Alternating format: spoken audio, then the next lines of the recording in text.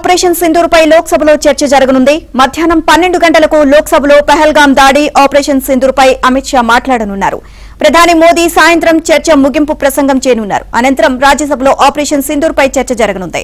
కాంగ్రెస్ తరపున మల్లికార్జున ఖర్గే సభలో మాట్లాడనున్నారు. కాంగ్రెస్ కు 2 గంటలు కేటాయించారు.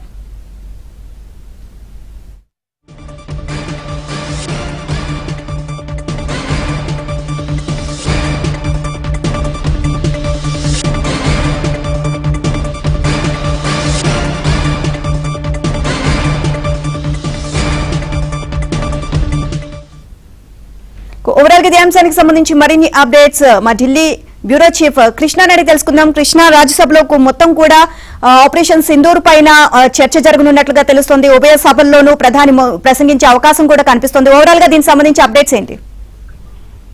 నీలిమ, పహల్గాం ఉగ్రదాడి తర్వాత పాక్ పై చేపట్టిన ఆపరేషన్ సింధూర్ పైన నిన్న లోక్సభలో ప్రత్యేక చర్చ మొదలైంది. ఈ రోజు కూడా లోక్సభలో అది కొనసాగే అవకాశం ఉంది. అయితే నిజానికి నిన్న 12 గంటలకే లోక్సభలో ప్రారంభం కావాల్సినప్పటికీ కూడా బీహార్ ఓటర్ల జాబితా సవరణ పైన కనీసం 6 నిమిషమైనా మాట్లాడడానికి అనుమతి ఇవ్వలేదు. విపక్షాలు మొదట నిరసనకు దిగాయి.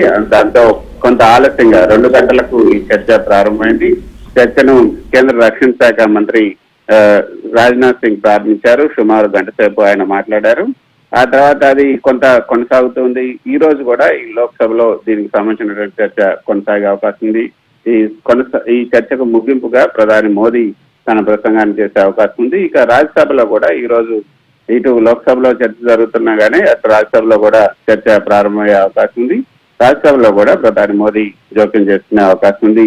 నిన్న మనం చూసాం, లోక్సభలో మాట్లాడినటువంటి అధికార పక్షానికి సంబంధించినటువంటి సభ్యులంతా ఆపరేషన్ సింధూర్ కు సంబంధించి అభినందనలు, హర్షాన్ని వ్యక్తం చేస్తే ప్రతిపక్షాలకు సంబంధించి మాత్రం అనేక మంది అనేక ప్రశ్నలు లేవనెత్తారు. ఆపరేషన్ సింధూర్ ఆపేయలేదు, ఇంకా కొనసాగుతుందని చెప్తూనే ఇక ఎక్కడ విజయవంతమైందని మీరు భావిస్తున్నారు, అసలు ఏం జరిగింది అనేది ప్రజలకు తెలియాలి, మనకు సంబంధించినటువంటి ఆయుధ సామాగ్రి భారత్కు సంబంధించి ఎంత నష్టం జరిగింది అన్నది కూడా తెలియాలి అని కూడా కొంతమంది సభ్యులు పట్టుబట్టారు. అయితే దానికి సంబంధించి లోక్సభలో నిన్న రాజ్నాథ్ సింగ్ మాట్లాడుతూ భారతదేశం ఏదైతే ఎంత ఈ ఆపరేషన్ సింధూర్ కు సంబంధించి భారతదేశం తీసుకున్నటువంటి చర్యలన్నింటినీ కూడా సుమారు గంట సేపు ఆయన వివరించారు.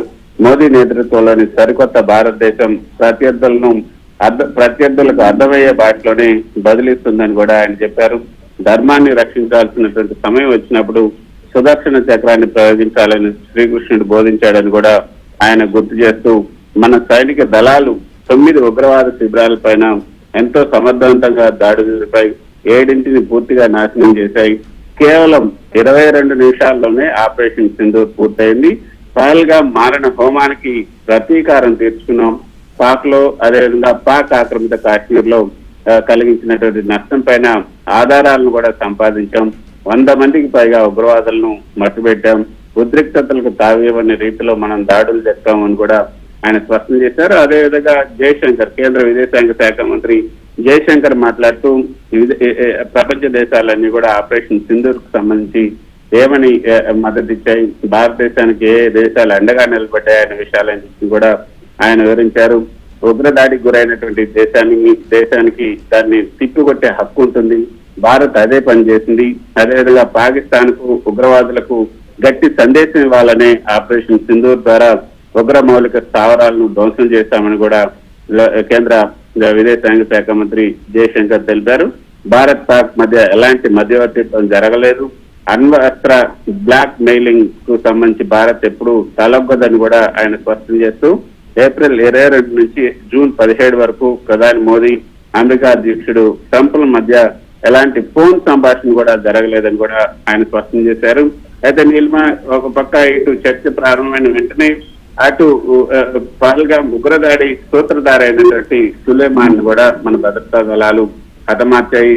జమ్మూ కాశ్మీర్ లో నిన్న జరిగినటువంటి ఎన్కౌంటర్ లో హతమైనటువంటి పహల్గాం ఉగ్రదాడి సూత్రధారి సులేమాన్ కు అశ్విన్ మూసా అనే పేరు కూడా ఉంది. అతడు గతంలో పాకిస్తాన్ సైన్యంలో పనిచేశాడు. ఆ తర్వాత లష్కర్ తోయిబాతో అనుబంధం ఏర్పరచుకున్నాడు. పహల్గాం ఉగ్రదాడి తర్వాత అతడి ఆచూకీ తెలిపిన వారికి కూడా 20 లక్షలు రివార్డ్ ను జమ్మూ కాశ్మీర్ పోలీసులు ప్రకటించారు. పహల్గాం దాడి తర్వాత మధ్య కాశ్మీర్ లో ఉన్నటువంటి గండేర్ బల్లో సులైమాన్ షా హల్దాకున్నట్లుగా సమాచారం అందిన తర్వాత సుమారు వారం 10 రోజుల వరకు కూడా అక్కడ పక్కా వ్యూహంతో భద్రతా దళాలు దాడి చేశాయి. వారిని హతమార్చినటువంటి విషయం మనం చూసాం. ఒక పక్క ఇది జరుగుతుండగానే మరొక పక్క ఈ దాడి జరగడం కూడా అందరూ హర్షించారు. ఇక ఎన్కౌంటర్ లో 3 ఉగ్రవాదులను నిన్న భద్రతా దళాలు మట్టుపట్టాయి. ఆపరేషన్ మహాదేవ్ పేరుతో సైన్యానికి చెందినటువంటి ఎలైట్ పారా కమాండోలు చేపట్టినటువంటి ఈ ఆపరేషన్ లో పహల్గాం ఉగ్రదాడికి సూత్రధారిగా భావిస్తున్నటువంటి వారితో పాటు మరో 2 కూడా హతమార్చారు. మరి ఈ రోజు రాజ్యసభలో కూడా దీనికి సంబంధించిన చర్చ జరగబోతుంది. లోక్సభలో రాజ్యసభలో ప్రధాని మోదీ కూడా దీనికి సంబంధించి కొంత వివరణ ఇచ్చే అవకాశం ఉంది. Right, thank you Krishna.